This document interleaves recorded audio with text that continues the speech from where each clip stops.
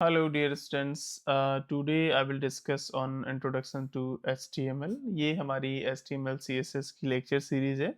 इसमें हम complete HTML पे डिस्कस करेंगे. Today और lecture 1. In this lectures I will discuss on Introduction to HTML and also a role of HTML in web development. And after then we will discuss on HTML editors just like as a Notepad, VS Code, and also basic HTML document structures in this lecture. Okay, let's start. First of all, introduction of HTML. In this introduction of HTML, I will discuss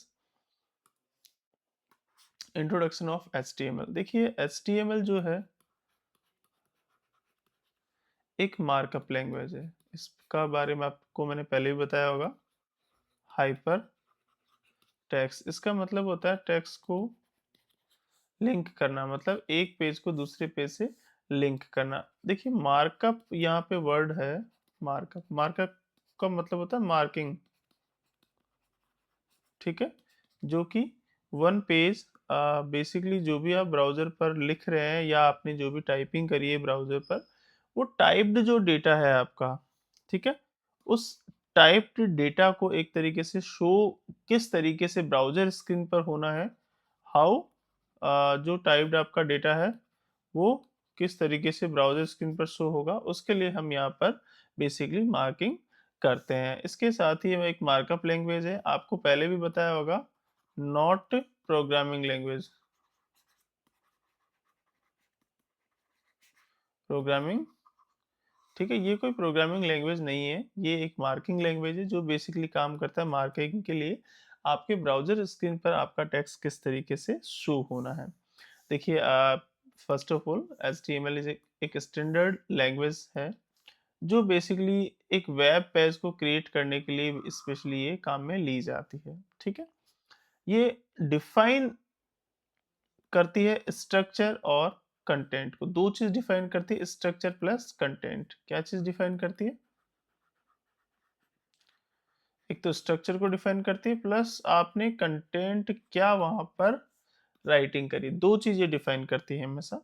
of website using elements called tags. इसके अंदर हम elements use करते हैं. देखो basically elements जो use हम करते हैं, एलिमेंट के अंदर एलिमेंट जो आप यूज करते हैं उसमें तीन चीज होती है बेसिकली. पहला होता है अपना ओपनिंग टैग, कंटेंट, सेकंड अपना कंटेंट होता है, और लास्ट होता है अपना क्लोजिंग टैग. मतलब पहला आपका यहाँ पे ओपनिंग टैग होगा, दूसरा कंटेंट होगा और तीसरा आपका यहाँ पे क्लोजिंग टैग होगा. ठीक है, एलिमेंट के अंदर आपके तीन चीज होती है, ओपनिंग टैग, क्लोजिंग टैग और कंटेंट. इसके कुछ पॉइंट्स हैं just like as a HTML is not a programming language. HTML हमें सबको पता है कि प्रोग्रामिंग लैंग्वेज नहीं है, एक मार्कअप लैंग्वेज है जो बेसिकली ये मार्कअप करता है कि आपने ब्राउजर पर H1 लिखा है, मतलब आपने हेडिंग लिखी है, आपने पैराग्राफ लिखा है, या फिर आपने कुछ अदर वहां पे लिखा है. ठीक है, it is a markup language, मतलब मार्किंग का बेसिकली इसका काम है. ये ब्राउजर को ये चीज बताता है कि जो आपने लिखा है वो ब्राउजर स्क्रीन पर किस तरीके से डिस्प्ले होगा, मतलब मार्किंग का काम. HTML फाइल का एक्सटेंशन होता है, इसको दो तरीके से आप सेव कर सकते हैं. पहला आपका डॉट HTML और सेकंड आपका डॉट HTM. ठीक है, आप डॉट HTML से भी इसको सेव कर सकते हैं और डॉट HTML से भी आप इसको सेव कर सकते हैं. तो ये बेसिकली हमारे सामने दो इसके तरीके होते हैं जिन तरीकों से आप HTML के वेब पेज को सेव करते हैं. अब देखिए कुछ एग्जांपल्स है, HTML के एग्जांपल है, जैसे इंट्रोडक्शन टू HTML के अंदर हमने HTML का बेसिक इंट्रोडक्शन देखा. इसमें हम बात करेंगे बेसिकली एग्जांपल्स में आप टेक्स्ट क्रिएट करते हैं, इसमें इमेज और लिंक्स, ये सारी चीजें क्रिएट करते हैं. सेकंड अपना designing. Designing web page layout. ठीक है, वेब पेज का जो लेआउट है उसको आप डिजाइन करते हैं. थर्ड है आपका forms for user input. User input के अंदर आपका लॉगिन और साइन अप. फोर्थ है आपका मल्टीमीडिया. मल्टीमीडिया के अंदर आपका ऑडियो और वीडियो 2 चीज़ यहाँ पे आपके सामने आती है। देखो एचटीएमएल जो बेसिकली हम यूज़ करते हैं, एचटीएमएल के अंदर हम हेडिंग्स यूज़ करते हैं, जो कि आपका H1 से लेकर H6 तक की हेडिंग्स होती है। H1 आपकी सबसे बड़ी हेडिंग होती है, ठीक है? और ये आपकी सबसे स्मॉल हेडिंग होती है। मतलब H1 आपकी सबसे लार्ज हेडिंग होती है और H6 यहाँ पे आपकी सबसे छोटी एलिमेंट होती सबसे छोटी अ, टैग होती है या आप कह सकते हैं सबसे छोटी हेडिंग होती है। अब देखो एचटीएमएल के अंदर बेसिकली जो टैग्स होते हैं वो 2 टाइप के होते हैं। पहला आपका होता है एम्प्टी या अनपेयर्ड और दूसरा होता है आपका कंटेनर या फिर आप कह सकते हैं पेयर टैग। अब एम्प्टी जो बेसिकली टैग होते हैं just like as a BR tag. BR tag basically आपका ब्रेक लाइन के लिए होता है, ठीक है? और इन इस तरीके के डज टैग्स होते हैं just like as a B I. ये आपके जो टैग्स हैं ये एक तरीके से आपके एम्प्टी टैग्स हैं जो कि बेसिकली इसके अलावा इसका कोई क्लोजिंग टैग नहीं होता है। अब सेकंड चीज़ हमारे सामने आती है कि जो टैग आप लिख रहे हैं जैसे बनता कैसे है टैग, जैसे आपका वर्ड है पैराग्राफ, पैराग्राफ तो पैराग्राफ का जो फर्स्ट लेटर है पी, इससे आपका ये पैराग्राफ का जो फर्स्ट लेटर है, पैराग्राफ का जो फर्स्ट लेटर है पी, इससे ये आपका पी टैग बना है और ये जो लिखने का तरीका होता है वो एंगुलर ब्रैकेट, ठीक है? ये जो ब्रैकेट्स है इसको यहाँ पर आप क्या बोलेंगे? Angular brackets, angular angular brackets आप इनको बोलते हो, ठीक है? एंगुलर ब्रैकेट्स आपने बोला, इसके अंदर आप टैग आपने लिखा। अब आती है बारी कंटेनर टैग्स। आपने एम्प्टी टैग देखे, अब आती है बारी सॉरी कंटेनर टैग्स की। कंटेनर टैग जैसे आपने पैराग्राफ टैग लिखा, तो इसका एक क्लोजिंग टैग होता है जिसको स्लेस के साथ आप बंद करते हैं। एंगुलर ब्रैकेट, स्लेस और उसके बाद में पी, मतलब ओपनिंग टैग भी होता है इसका और क्लोजिंग टैग भी रहता है। तो इस तरीके से आप इसको क्लोज़ करते हैं। चलिए आगे। इसके बाद में एचटीएमएल के हम रोल की अगर बात करें कि वेब डेवलपमेंट में एचटीएमएल का क्या रोल है, तो मैं आपको बता दूं एचटीएमएल जो है वो फाउंडेशन है।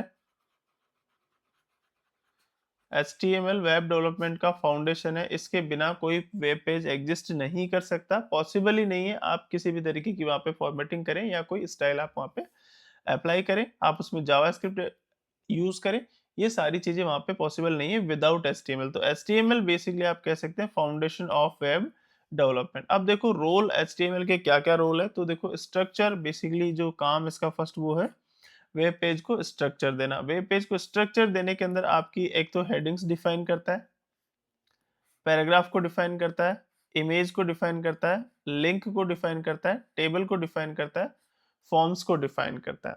इसके अलावा कंटेंट प्रेजेंटेशन के अंदर आपका display text, image, video on the browser. तो ये डिस्प्ले करता है टेक्स्ट को कंटेंट प्रेजेंटेशन के अंदर। इमेज जो आपने लगाई है अपने एचटीएमएल के पेज में उसको शो करेगा। वीडियो अगर आपने वहाँ पर वीडियो के लिए कोई टैग लिखा है तो अगर आप उसमें वीडियो प्ले कर रहे हैं तो वो वीडियो प्ले होगा आपके ब्राउज़र स्क्रीन पर। अब बारी आती है नेविगेशन की। नेविगेशन बेसिकली पेज के बीच में लिंक करने का काम करता है, जिसको बोलते हैं आप एंकर टैग, HREF। ये बेसिकली आपका पाथ बताता है कि आपका पाथ यहाँ पर आप यूआरएल मेंशन करते हैं, देन यहाँ पर आप लिखते हैं लिंक बनाने के लिए and then after then anchor tag आप क्लोज करते हैं, ठीक है? तो ये बेसिकली एंकर टैग का काम होता है कि आप किस तरीके से वहाँ पे अपनी लिंक बना रहे हैं। चलिए, आफ्टर देन फोर्थ है अपना work with CSS and JavaScript, ठीक है? तो जावास्क्रिप्ट और सीएसएस के साथ आप काम करते हैं तो बेसिकली आपका जो एचटीएमएल है, एचटीएमएल का मेन काम क्या होता है? स्ट्रक्चर, स्ट्रक्चर तैयार करना होता है। वैसे ही सीएसएस का यहाँ पे काम होता है डिजाइनिंग का।